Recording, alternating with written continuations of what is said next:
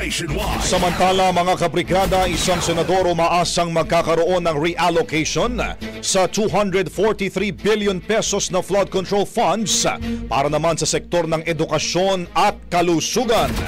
Brigada Ann Cortez, ibrigada mo!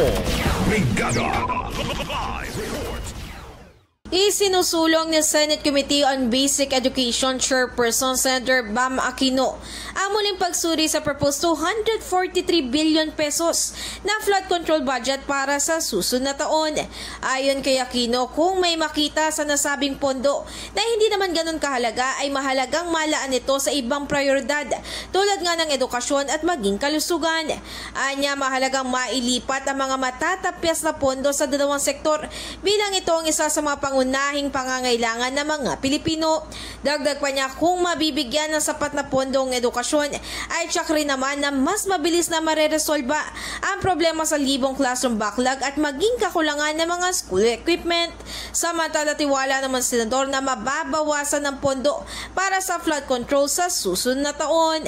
In the heart of changing lives, ako si Brigada Ann Cortez ng 105.1 Brigada News FM Manila, the Music News Authority. Brigada Balita Nation. Ang bahaging ito ay hatid sa atin ng Yumivit ES2 Oral Drops. Simulang tuparin ang pangarap ng iyong anak. And stunting now,